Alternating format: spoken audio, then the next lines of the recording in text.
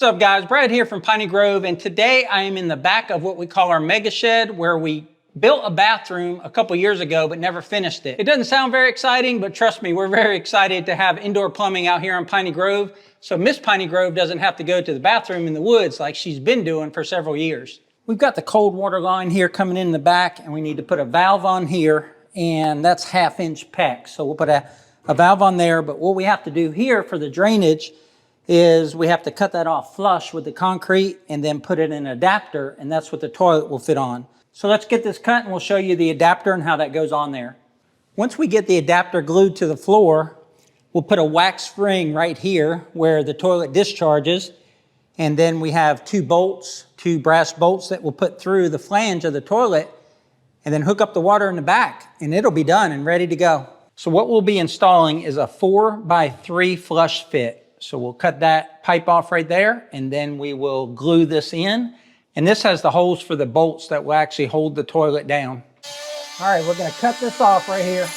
We've got that excess pipe cut off, and now we're gonna fit the flange. So what we're doing now is we're measuring to get the bolts to hold the toilet in centered. So we got the flange centered by measuring off the back of the wall. Put some primer down in the hole because this part will actually fit inside of that. Prime both sides, and what primer does is it kind of softens the PVC so that the glue will actually weld the PVC rather than glue it. Here's our PVC glue going on to the adapter, and down in the sewage drainage hole. Now we make sure we put it on square and even so the toilet will bolt up. And we've got our precise measuring tool right here to make sure we put the right torque on it. And there we go. That's how you install a flange in new construction for a toilet. Wax ring kits usually come with the bolts, but you can also buy the bolts separate. This is a whole kit. So we're just making sure everything, all the threads and everything are good before we put it on the flange. So the flange has some slots in it. You slide the bolt head into the slots. So you'll notice that the bolts for a toilet have this head on it so that they'll fit in that slot. And we also started the nut upside down, so the locking portion is down, and it helps it seat inside of that washer, and it just makes for an easier install. Double check to make sure it's centered, and we'll tighten them down once they're in the right place. Got the wax ring now. Take it out of the plastic cover. Okay, the wax ring is on, and the next thing we're gonna do is put a shutoff valve back here on the PVC, and then we'll be ready to seat the toilet or mount the toilet. The way we're measuring this is about 1 knuckle's length away from the wall to put your valve. So right here to his knuckle, we'll cut that PEX pipe. We'll put on the PEX crimp ring, and there is the shutoff valve. The crimping tool over top of that PEX ring, crimp ring. Give it a squeeze. And that valve is on there and ready to supply the toilet. So that valve we just put on the wall there will supply water to the supply tube in the bottom of the toilet. That fills up the bowl, and that allows you to flush it. Put it over top of those studs that are sticking out. Leave a comment down below. Have you ever installed a toilet? I've done it many times. And what I find is I can get one of those studs to line up, but the second one I always have trouble with. So we push down on the toilet to seat that wax ring, and you can see the stud sticking up there.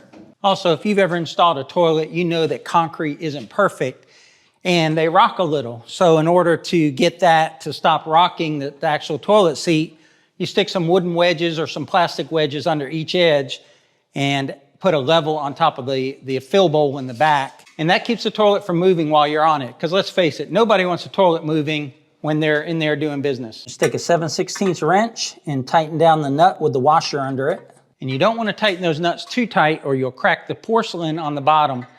So it's basically a feel. There's not really a torque value that you can assign to it. You just kind of tighten it on each side so it's even and doesn't pull one end of the flange down more than the other. And then you'll just feel it kind of firm up and feel more solid.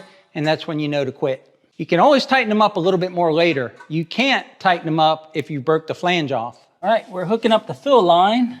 And we're just going to take that stainless steel line and somehow make it go to that valve without kinking. Just putting a little pipe dope on there. That'll help lubricate the threads as he's trying to tighten it. think my least favorite part on installing a toilet is those bolts that hold it down to that flange are long. They're one size fits all. So you've got to cut them off so you can put the little caps on them. And that can sometimes be tedious, and you can't really use a power tool because you don't want it to slip and hit the porcelain. So what we're using here is a mini hacksaw, and that way you have a little bit more room to maneuver the blade rather than a full hacksaw.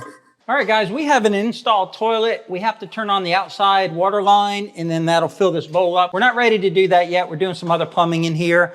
But when I talked about earlier shimming it so it didn't rock, what we found is we were able to seat that wax ring, and this concrete floor is good enough that this toilet seat or this toilet bowl doesn't rock as you sit on it and apply weight to one side or the other. So we didn't have to shim it. So we got a good solid fit here.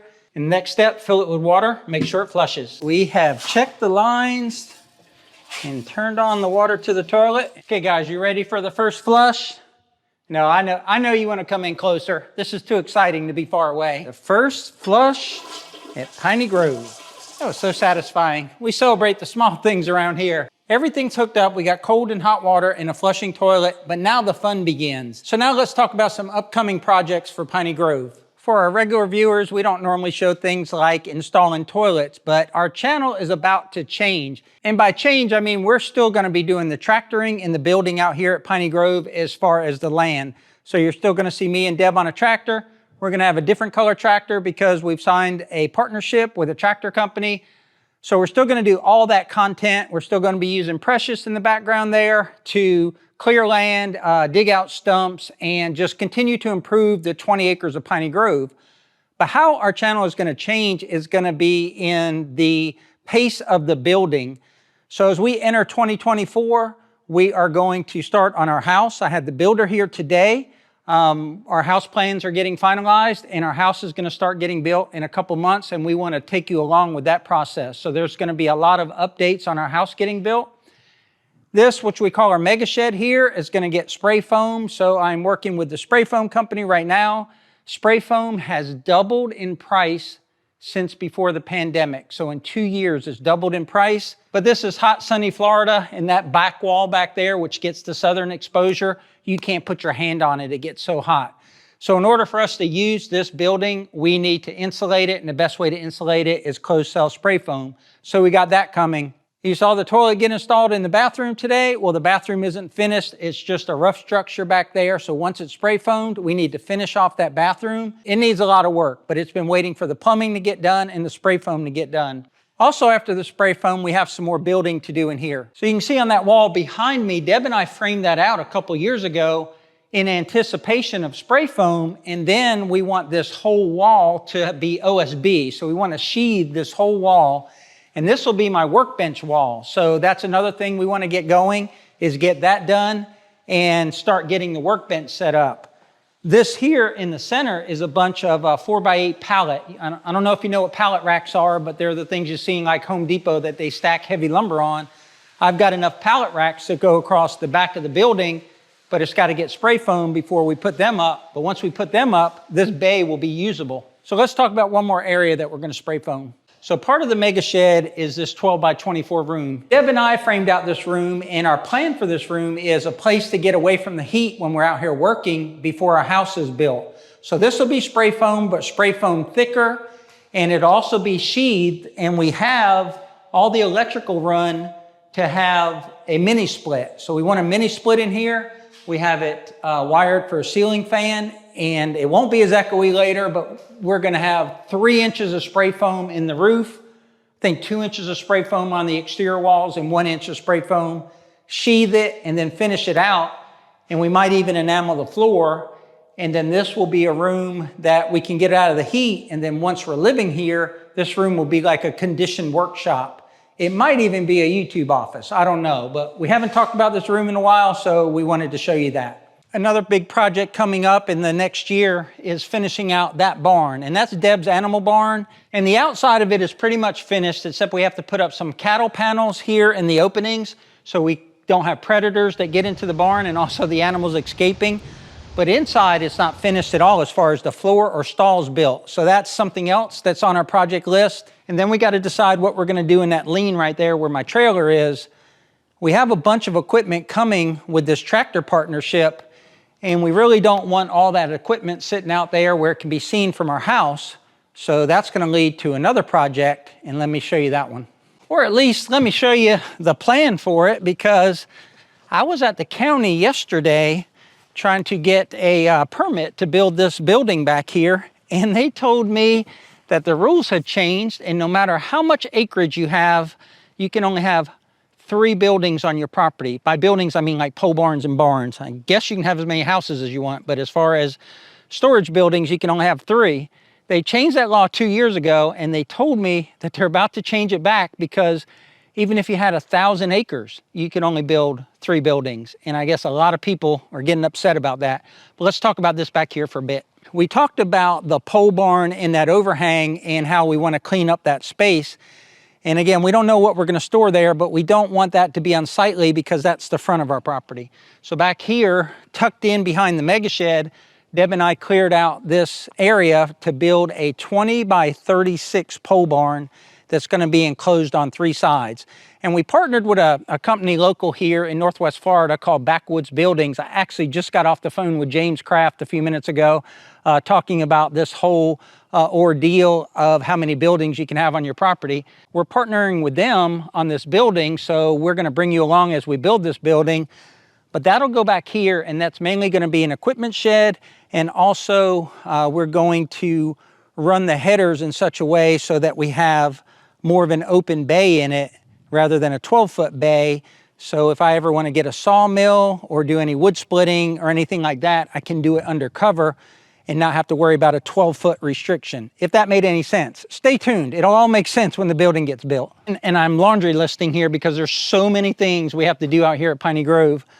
But we have to build something around our actual well up the hill. We have 2 wells on the property. It's well documented in our videos. Go back and check them out, because we went through a lot of struggles to get our well out here at Piney Grove. So our first well is inside that building. That had some issues, but it's going to be good enough to water animals and do irrigation, but it's not hooked up yet. That building is hooked up to our real well up the hill where that black plastic is, because it froze last year, and we want to build a little building around that. Nothing like this, just a small building. You can take the roof off and pull the well pump out if it ever needs to be serviced. So that's something else that's on the agenda. We still have about 13 or 1,500 feet of fence to do on our east side, and that's going to require cutting down some sizable trees that have grown right into the fence line, digging out the stumps, filling in those holes, and running that fence line. So that, I guess, would be the last major project. And when all those projects are done, Deb and I will actually be living on Piney Grove as part of our forever home. We're still going to be tractoring hard. We still got all the mowing to do. We're still going to be cutting hay, all the things that we've done in past videos, but we'll be adding to that with all the building that's going to be done. So hopefully you guys enjoy that sort of content. Please subscribe, follow along. We'd love to have you with us on the journey. This is what Piney Grove is really about, living on this property. It's been 6 years up to this point. In this 7th year, our dream will finally become a reality. Till the next video, y'all take care out there.